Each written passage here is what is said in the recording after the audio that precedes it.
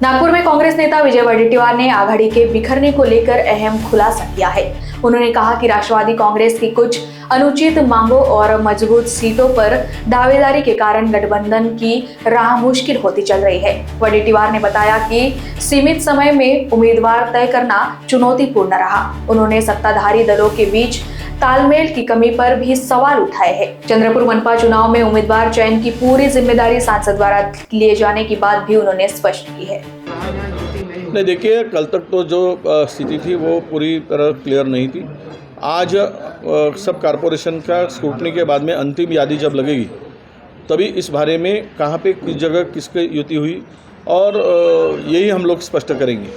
अभी आज के तारीख में ये बताना उचित नहीं कि कई जगह युति हो गई, पर कुछ जगह अलग दूसरे ने वही पार्टी के लोगों ने उम्मीदवार भी खड़े किए, तो उसको युति या आघाड़ी कैसे कह सकता है, कैसे कह सकते हैं। तो इसीलिए ये जो अभी सामने चित्र आएगा आज और कल, तभी हम बता पाएंगे कि कॉरपोरेशन में कहाँ कहाँ अलायंस हुआ है। मुंबई के 3 वर्षों का अगर विकास निधि देखा जाए तो जो सत्तारूढ़ पार्टी के जो नगर सेवक थे उन्हीं को दिया गया है 99%।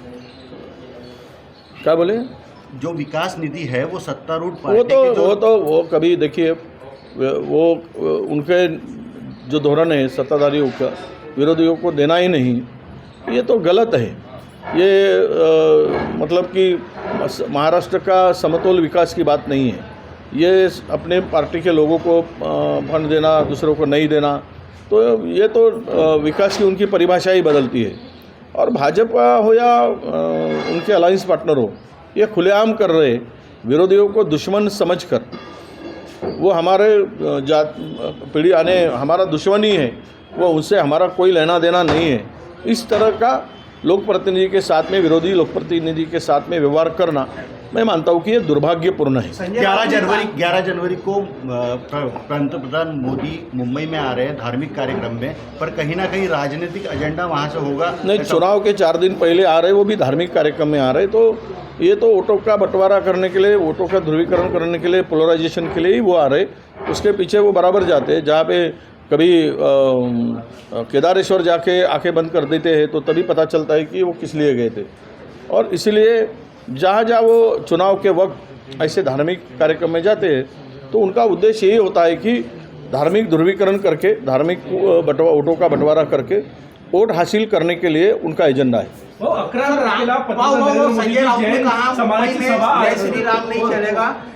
संजय राउत ने कहा है कि मुंबई में जय श्री राम नहीं चलेगा, जय महाराष्ट्र चलेगा, ऐसा संजय राउत ने कहा। नहीं, देखिए, धर्म और राजनीति अलग होती है। राजनीति विकास की करनी होती है। मैं कल भी कहा था कि कल रास्ते का भिखारी पेट के लिए भीख मांगता था। आज के भारतीय जनता पक्ष की राजनीति ऐसी चल रही है, वोट के लिए भीख मांग रहे। वो भी अल्लाह के नाम से, भगवान के नाम से भीख मांगता था, अब ये धर्म के नाम से भीख मांग रहे। ये विकास की नीति होनी चाहिए। हिंदुत्व के नाम पे वोट बटोरना ये कोई विकास की नीति नहीं होती। धार्मिक ध्रुवीकरण करके वो विकास की बात करते हैं। तो वो भिखारी में और ये भिखारी में फ़र्क क्या है? वो भी तो पेट के लिए मांगता था, ये वोट लेकर पेट भरने का काम ये भी करते। दोनों भिखारी बराबर के।